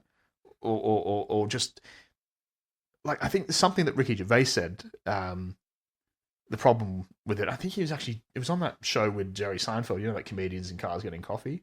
Oh yeah, and he's talking about the modern thing. He's like, I said something and I was making fun of all these other groups, and then one person, I said something about something else. I can't remember what it was, and they got offended and walked out. And he's like, well, so what? Just because you're offended doesn't mean you're right. Mm. Simple as that. You know what I mean? Like, you can be offended, but it doesn't mean you're right. You know, like it's, and it feels like at the moment everyone's just scared to do anything, scared to make anything, scared to do, because in fear of the reprisals. You know, I feel like it's slowly just winding the other way now. Like it's not as like in 2021 to 2023, it was 100% like that. I feel like it's slowly creeping out, and now we're seeing those comedians now doing really well and making like they're doing world tours again and stuff like that. So I think it is like it's slowly evolving out of that, but then it's still there though. Like it's still kind of like, as you said, like they're kind of like one of the last frontiers of where you can say you push the boundaries of a joke where it goes close to crossing that line, but then that's what makes it really interesting, isn't it? What makes it intriguing or funny as well, obviously. And it's on that thing with like free speech as well, when you've got people who like, oh, free speech is all well and good, but as long as I agree with everything you say, and that's kind of not the point. Like, I include hate speech in that. Like, it has to be, it's either all okay or it's not. Now, I'm aware of what hate speech does. I know when, right now, the difference between now and 50 years ago is probably the advent of social media, and idiots have a platform and it spreads like fucking wildfire and attracts more idiots, right? But is that free speech? Do we tailor it because of what social media does? Like, it's testing. It's a risky sort of place. You can't. I worry when you start pulling little things away and telling people what they can and can't say. Yeah, it's a slippery slope. Well, what did you do? The pave to hell was paved with good intentions. It was. The road to hell was. The road to hell was paved with good intentions. Yeah, no, it's very, very true. And I think we saw. It's either all okay or it's not. Is I guess what I'm trying to say. You know. Well, that's what we mentioned South Park a lot throughout this podcast, but that's always their mantra. Like, why is it okay for me? Why is it not okay? Why can't I mock this religion, but then I can't mock the other one? And that's again comedians. Again, pushing the boundaries and becoming somewhat political when should they be the ones doing that? Yeah, I mean, I guess comedy's always had a taste of like politicalness in it. I guess it's funny in a way, but but I think we touched on with Harris and Bergeron as well. With how many? Remember they made the 113th Amendment to the Constitution. We'll get to the point with free speech. We got free speech except for this. Actually, no, we can't have that anymore. So then we get to the point where you said where now it's down down the track. We're in the road to hell now, where it's like basically you can't say anything anymore. So like as you said, it needs to be all okay or none of it's okay. Yeah. That's the way to go with it. Yeah, and that's the point. And I think, like, you see a death of controversy in this world in Fahrenheit 451. And the scariest thing is, and the most probably prophetic thing, is that Beatty explains that censorship didn't come from some authoritarian figure or anything. It came from the crowd. It came from within, yeah. It came from within. It came from the people. People accepted comfort over curiosity. They accepted it because it kept everyone happy and, it doesn't matter anymore. Yeah. And they accepted mediocrity. Yeah, I mean, I know it's a bit controversial to say this as well, but like during the COVID times, we kind of accepted, if it keeps me safe, I don't care if I can't leave 5Ks of my local area, or I'll wear a mask if I have to, even outdoors when we found it later on, but having a mask on outdoors means you're not going to catch it that way. Like, it doesn't make a difference. It was more indoors where it mattered. Just little things like that, where it was kind of a really good sample size to show that we are willing to give up certain freedoms and certain aspects of lifestyle and freedom of choice or whatever for that bit of comfort and bit of safety. Yeah, and when point some of there was conflicting information at the time, and I guess if it showed anything, it showed how unprepared we were. For that sort of exactly. Thing. Yeah, I mean, but yeah, I get, and that's kind of what it's hard. Like it leads to James Thoreau. What was yeah, look, it makes me think of like even Thoreau with his civil disobedience. If you disagree and you make a peaceful protest and question everything, but then it kind of does lead to that whole the craziest thing as well. But again, that is all part of free speech. Like that you've got flat earthers, you've got anti-vaxxers, you've got all stuff that I probably don't agree with. You've got people that think Australia's fake. Yeah. You've got people that think the war in the Ukraine isn't happening right now. You've got people thinking Holocaust deniers. Yeah, Holocaust deniers. You've got people who think that hurricanes, the tornadoes and stuff were made by US governments to win elections and all that. You name it, it's all out there. Yeah. But, and unfortunately, these crazies kind of do have a platform on social media, and I guess that all comes with it. Like, I didn't think I'd be going back to Demolition Man again, but you cannot have freedom, true freedom, without a little bit of risk. Yeah, You know, exactly. No, that movie sums it up, doesn't it? With the way their society ends up being, isn't it? Yeah, I've referenced it almost every episode since. You know. Yeah. We thought we were going for an action movie. We ended up getting this. Yeah, we did. Yeah, we did. I guess with this speech as well, what's so pivotal point and important part, it's not like it's like Montag's his hands being caught in the cookie jar. You'd say, right? He's being like, he knows, like, Beatty's still giving him a way out. Still, he's still saying, look, just you can still, we're firemen. Basically, you can't have 1 foot in, 1 foot out. Like, you're either with us, otherwise you're going to be against us. Like, when we're giving you this, like, I'm giving you this ultimate warning, like, put your head in and get rid of the stuff and then get back to where it was before. Don't think, pretend it's never happened, kind of thing. So, where other kind of dystopian novels, it's kind of like once they get exposed or get found out is when, yeah, the hammer comes down. Yeah, and it shows the flaws in the system, because he mentions he's not the first to have done this. Yeah, it shows that there are people that, they fall a little to the wayside, but we've got to give them, boost them up and put them back on the right track again. Yeah, that's kind of mentality. So, yeah, and as you said, it definitely feels like it's not our Beatty's first rodeo, is it? No.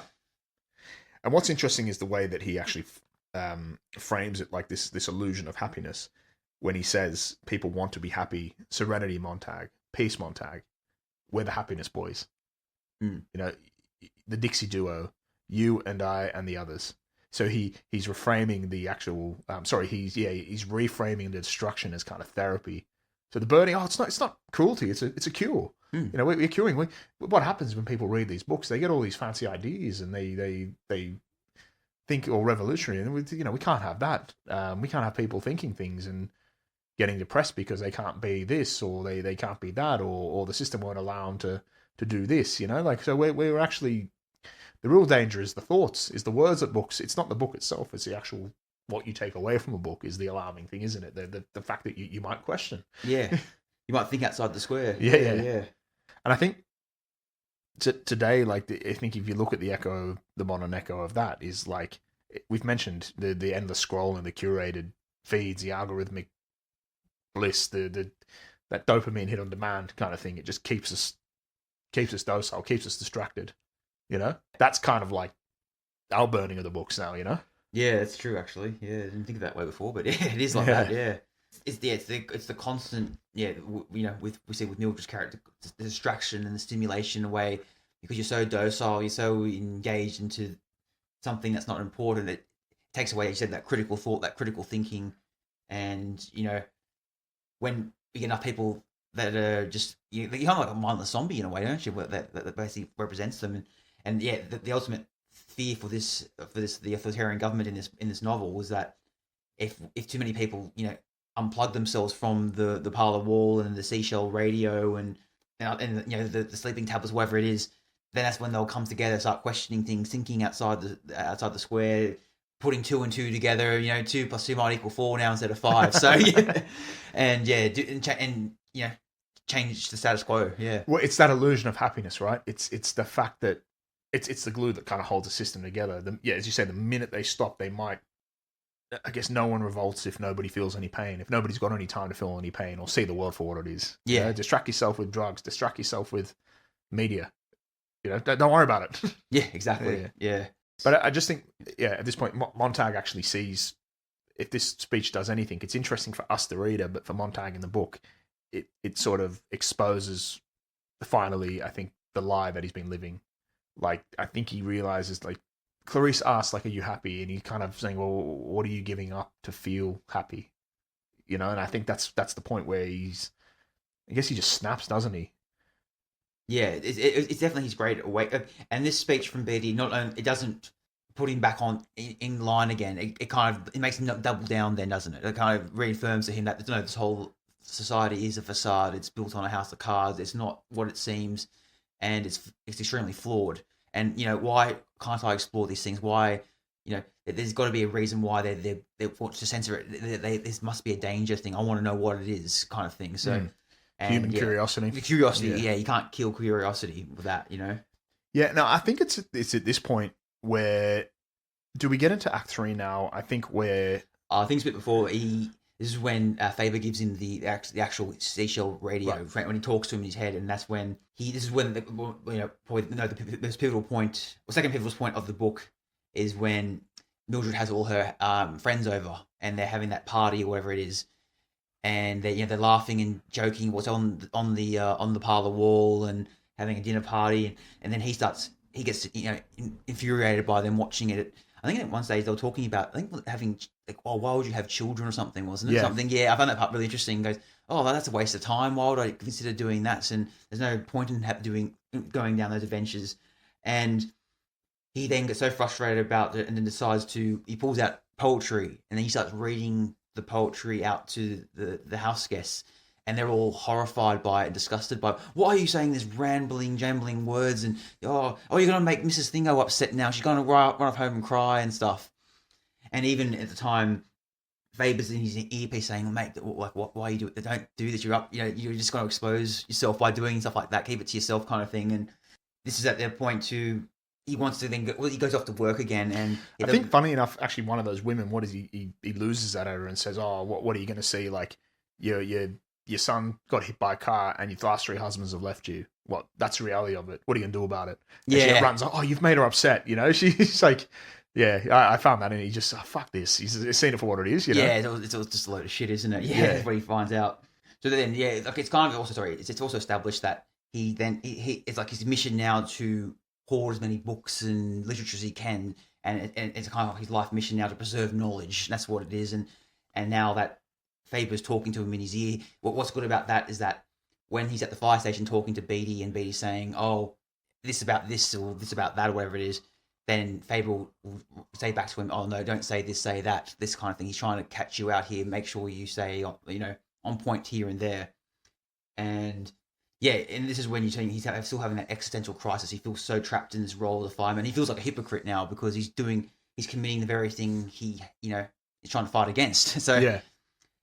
And at the point right at the end of part 2 is when they get the fire call comes in, and for some reason Beatty's driving the car this time. He never did beforehand, but for this certain case he decides. And they're going down the streets, they're pulling up, and the next thing you know they pull up at a house, and they realise then it's at Montag's house. Yeah, and this is and it leaves you on that cliffhanger for part 2. Like they pull out and he goes, it's his house. That's part 2. Look, before we get on to part 3, one thing I did want to mention is all the way through is basically the war that nobody notices. It makes slight references to jets going over and bombs going off, but nobody really talks about it. They notice it, but it's always sort of in the background.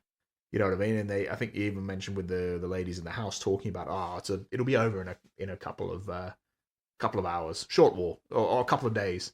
But I think they also mentioned that there's been 2 atomic wars since 1960, so we don't know quite when this is set, but I think it must be in the 90s, because I think there's a point where he mentions something about a V2 rocket 50 years ago. So I think it might be the mid-90s is what he's imagining. I think in other times he said, it's no earlier than the year 2022. I don't think it's... I think for him it's not important when it is. It's the near distant future. And it's kind of like other novels we've talked about and other novels and movies we've watched where you and me personally prefer it when they don't give a certain date and time. It's kind of like left it up to, because it could still be relevant now, could be still relevant when it was written. Yeah. So that's why. But it's definitely the near distant future kind of thing. Yeah. But and that's insane. What I found with that war that nobody notices is like, the bombers roar overhead, no one looks up. War is just background noise.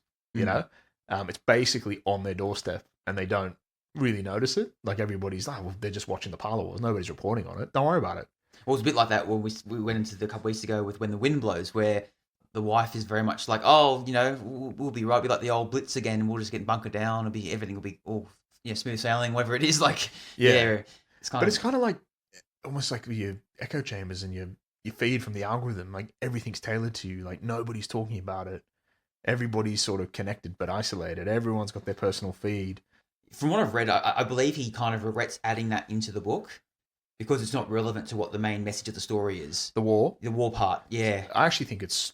I kind of like it being in there, to be honest. Yeah, and it's important for the end. I think it's quite powerful that literally it's on their doorstep, yet nobody notices. Mm. And I think, obviously, it's probably hyperbole, but like now, all right, we care a little bit for when the Ukraine thing happened, but it might as well not be happening now because everyone's sort of switched off. We think of all other conflicts around the world. To be honest, we don't really give a shit unless it's sort of happening right in front of us, right? Yeah, exactly. Well, I think too, the reason why he added it in is he wrote it in the early 1950s, 5 years ago, 5 or 6 years, give or take, from when Hiroshima and Nagasaki happened, and is at the testing stages of the hydrogen bomb, and the Soviet Union just discovered as well. So it definitely was at the forefront of people's minds back in the 1950s, right? So it definitely is an important point to, as you said, to add in there, because as a backgrounder. Yeah, I think when I first read it, I thought it was just some sort of innocuous comment. But now I think that's very much the point, and I think that's quite clever, the fact that nobody notices it, because nobody's reporting on it. It's not on the parlor walls, or nobody looks up, nobody notices. Yeah. Yeah. And it's we touched on earlier about, you talked about 9/11, how the America had no idea it was coming, or the people of America, well, they're distracted by other stuff. So in this world, they're distracted by the parlor walls and the seashell radios. So, and then the sleeping pills. Well, what's that? Don't worry about it. Yeah, I'm focused. background noise. Background noise, exactly. Yeah. What's on the parlor wall now? Yeah, exactly. But because we see later from the book, as you said, jets fly over, things happen, it just briefly mentioned here and there. And then, and when we get later to part 3, it goes more into it. But when we get into part 3, we're at Montag's house, and basically saying, your own wife turned you in. She reported you for, crimes against the state and the society. So, and Beatty, being the vindictive, kind of manipulative prick he is, he makes sure that Montag goes room by room and destroys the house himself. So he's in there going room by room, burning everything, burning the books, burning whatever's in there. And it's kind of it's in Beatty's own hubris, but then also his own one of those Machiavellian evil characters.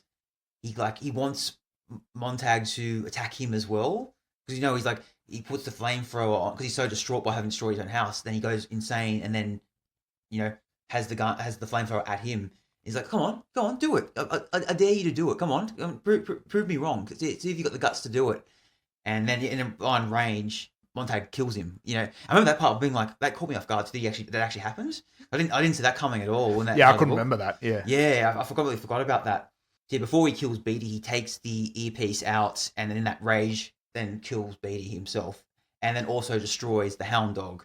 Because at that point, then later on we find out they had to get another hound dog in from another province, something, wasn't it? Yeah, this one, and that's what I said. What I found really interesting. So at this point, this happens, and then the chase ensues, right? But it's like a televised manhunt. Yeah, I was thinking bloody worldwide police chase or something. Yeah, there you go. No, but you watch you watch American news, especially in the 90s and 2000s. But they cut breaking news. Car chases happening on the 4-5 freeway. What's the one we all think of? The OJ case. Yeah, right. The American, how long did that go for? 8-9 hours or something. And I think Domino's reports that as still to this day.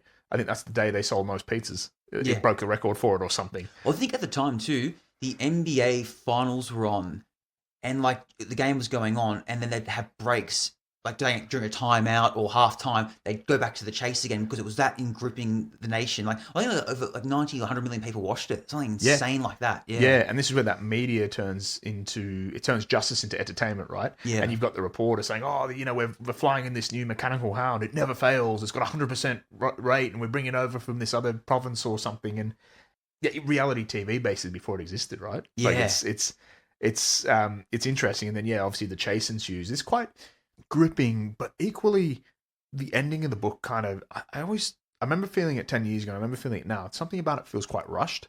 And that last 20-30 pages, it goes down a lot of different there's a lot of different themes and paths and situations at you at once, because the book, the first 2 parts are a bit of no pun intended, it's a bit of a slow burn. But, or it's sticking in one jurisdiction, one area, just him going to work, and then him going to this place, or then questioning things, and then it just goes, chase here, go there, here, there, all over the shop. It still does. It feels very rushed to me. Yeah. The ending of it, and I always remember thinking that, and then even now, that's not changed since I've read it again. But it's no less prophetic though, than before as well. What's interesting is when he runs and he makes it to the water, doesn't he? He crosses the river and he gets in there, and I think it says the mechanical hound stops, doesn't it? Yeah. Well, just before that too, before the mechanical hound's there. There's one point where he's saying, and it probably touches on the pedestrian again. He's walking and he's saying just act natural. Just don't run, don't sprint. and next thing you know, a car comes after him. Car full of kids, isn't it? It was established too that the youths, it's like, because one of the, wasn't a couple of, I think as you stated earlier, one of the housewives that was at the house was saying about, one of their kids was killed in an accident or something like that. And it shows that even the youth have gone lawless. It's kind of like, yeah. Well, Clarice mentions that she says something about fun parks or something where kids go to like kill each other and they're driving like 140 miles an hour, like racing around and smashing into things. Yes, it's like they're getting their Well, I don't know if it's mentioning like this loss of education, possibly this loss of like corporal punishment or something. That no one's being disciplined, nobody's reading, nobody's. Or they're blowing off steam. We'll just let them go do their thing. Yeah, and because nobody's reading, because nobody's thinking or going down that road, they're angry. They're going to do something. They've got to channel it somewhere. Vent their anger or vent their. And I wonder if it's slight. It doesn't really go into much detail, but it's all sort of in the background, isn't it? Yeah, exactly. But I wonder if that's what he's talking about. But it's just showing another fracture of the society. Like we see through dystopian novels, like, remember in Akira, right, the biker gangs, how they were all lawlessly running around, just getting into fights with each other because the society that we're living in. I guess there's nothing for them. Nothing for them. Yeah. So what else are they going to do? Well, their parents have got drugs. They've got media. Maybe they haven't discovered it yet. Maybe this is their outlet. I don't know. Exactly. Yeah. They're venting their frustrations and just blowing off steam, doing random stuff. Because when we're thinking too that the police are going after him, and he dodges out of the car out of the way, and then we find out, it's just a group of youths just running, just having a bit of fun on the road kind of thing, yeah. And then at that point too, then as you said, then he gets to the river. Well, he takes all his clothes off, doesn't he, or something? Yeah. Sorry, he goes to Faber's house. Yes. Sorry. And this is when Faber tells him there's nomad intellectuals on the road. Just follow the river, wasn't it? You go down there. If you go farther enough out into the countryside, they won't be there. Away from society, civilization, they have like encampments or something like that. They're homeless in a way, like right? Hobos, yeah. Hobos, exactly. Yeah. California ways. California way, yeah, exactly. Yeah, a bit. I wonder if they get caught up with old dirty Mike and the boys, is he? We're having a soup kitchen. Yeah. Find your soup kitchen, yeah. You find anything? Yeah, we found a lot of stuff. From bodily fluid and hair samples, we determined that a bunch of old homeless dudes had an orgy in the car. Oh, God. Yeah. You know what that's called when they do that in there? It's called a soup kitchen. It's pretty rough stuff. Any signs of a struggle or spent shells? No, believe me, everybody that was in on this orgy was more than willing. In fact, they even left you a note here. Thanks for the F-Shack. Love Dirty Mike and the boys. Well, that was a fucking weird insert. I didn't think we were going there. Yeah, there we go. They had a nice evening, yeah. We will have sex in your car. Yeah. Oh, you got to throw in other guys in reference once in a while. We have to. Yeah.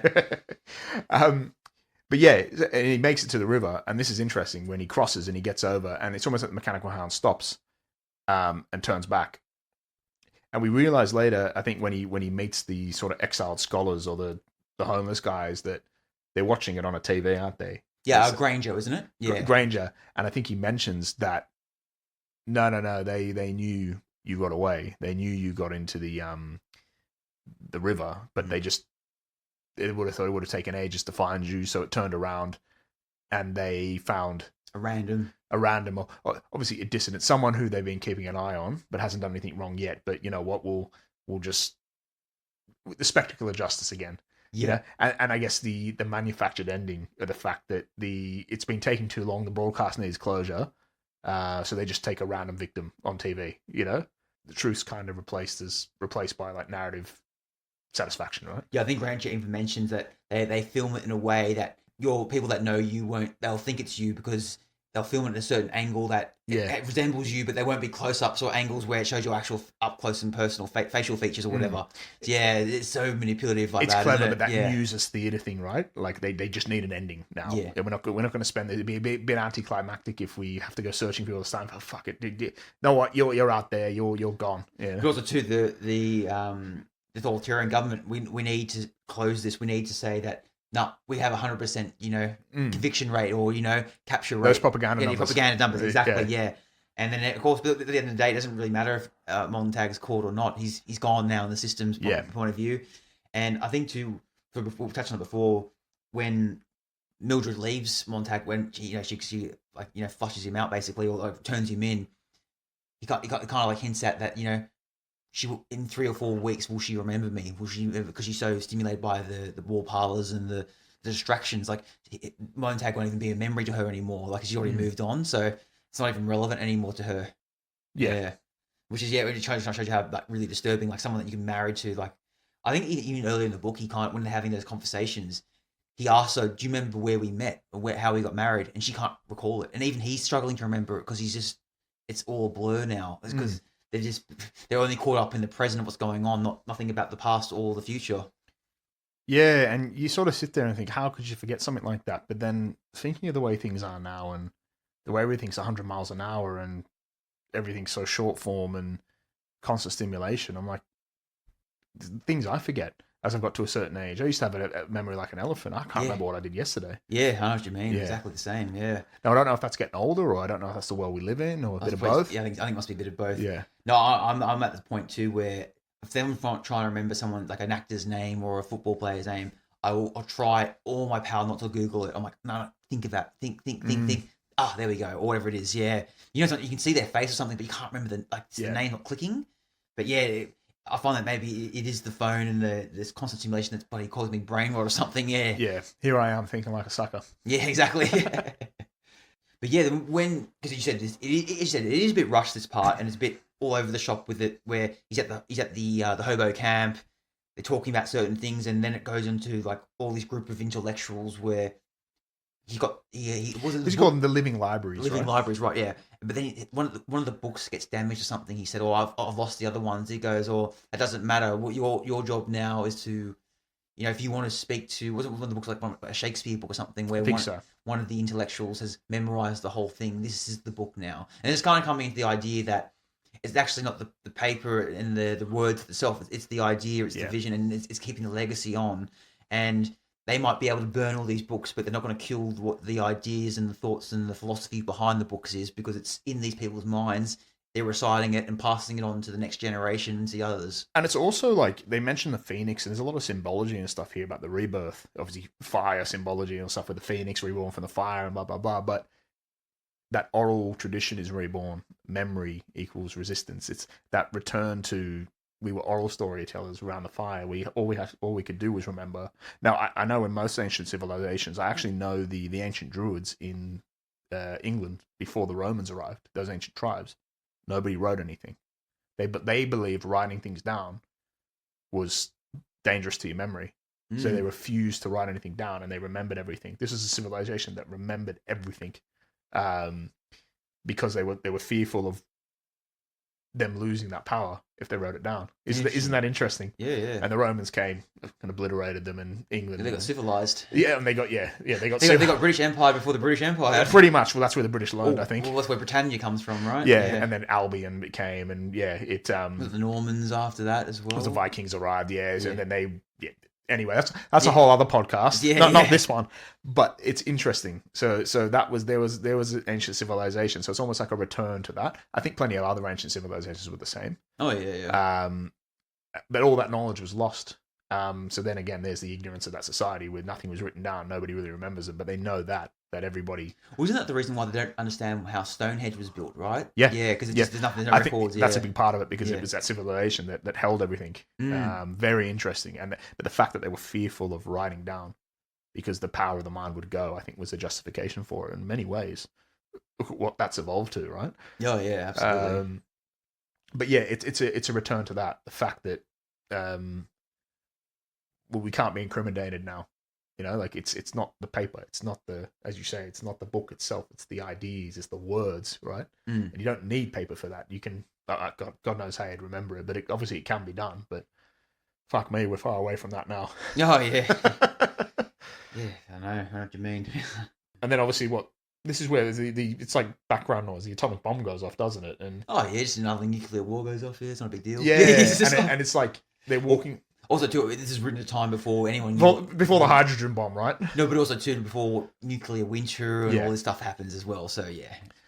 So you don't know if it's a world thing or a world war thing, or if it's just happened here or what. But I guess the book ends with them walking back towards civilization to, I guess, start again, right? Yeah, start from scratch. It's rebirth, right? Yeah, exactly. And they kind of come up there, the new Well, they can't write the new history now, don't they? Yeah. Yeah, what is interesting, that there's one quote that stuck with me. I can't actually remember who said it at the end, but what did he say? We burn, we rebuild, we forget, we burn again. But every time, a few more people remember.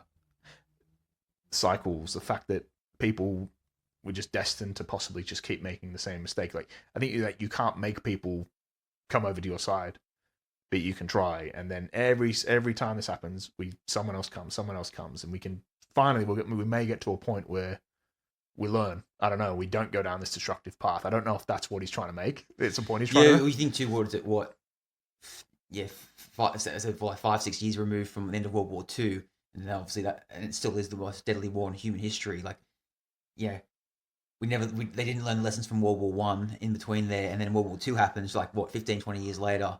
And I mean, this would be around the time around the Korean War, and then that escalating things. He's kind of say like, look, you know, we can't keep going down these paths again. Like, we've got to learn from the past and just, you know, try and stop our own hubris in a way, right? Where we think it's going to be like normal or whatever it is, like kind of thing. So, it's interesting. Yeah, it doesn't feel too preachy. It's quite philosophical. It's quite symbolic.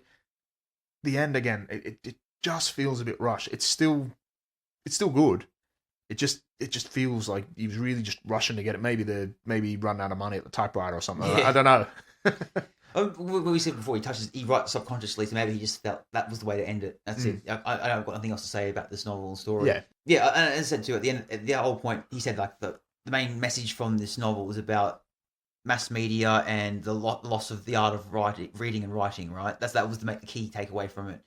And yeah, the bomb going off is a nice like little subplot to it, but it's not the main focus of the whole novel, right? So yeah, it's kind of interesting. You kind of intrigued to find out what will they do to rebuild the society, and anyone that's survived, how would they learn then to go, like, would they be suffering from withdrawals from not having any wall parlors anymore, or the stimulant drugs or whatever it is? Like, it's just it's interesting to see where it would go from there. Yeah, and how would you rebuild the society? But I don't think he ever felt the need to do that, did he? No, there is no point. But it's more from like a law point of view. It would be interesting to see what had happened to that world. Yeah, after it. But yeah, no, it's that's Fahrenheit 451, and it's just such a relevant story. It feels like we could talk about every episode, but it feels like it's more relevant now than it was when it was written in 1953. Yeah, it kind of it's down that, if he's talking about the fork in the road of dystopia, it's very much on the Brave New World side, right? It's dystopia presented as a utopia. It's pleasure that's kind of used as to keep everyone in line, right? Everyone distracted, amusing ourselves to death, sort of thing. Yeah. But this one actually feels more prophetic than Brave New World, doesn't it? To a certain, I guess it does in certain aspects. Yeah. I'm just thinking with the mass media and the the seashells and the TVs and the justice as spectacle and all that sort of stuff, Yeah, but as you touched on too, like just like how he predicted a police chase being on TV. That really took me. I'm like, wow, that's crazy. He thought of that. Like, just the self-censorship, the kind of equality through mediocrity, and there's a lot going on here. Yeah. No, he touches a lot of things, and it's. I'm glad to see that it's still taught in schools and referenced. And I think was it in the 1960s they popped it into a school and they made like a special kids edition or something for it, where they removed certain words from it and certain language or certain aspects of it they considered not problematic. Probably very problematic, yes.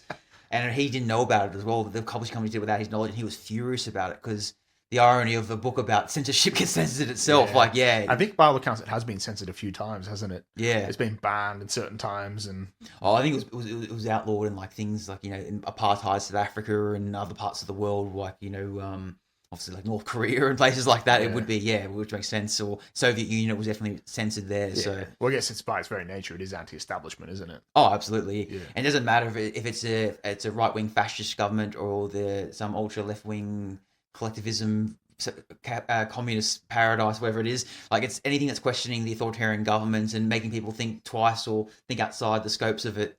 Yeah, you can see why it would be suppressed, right? Yeah, you can. It definitely challenges that thought process, doesn't it? Yeah, it does.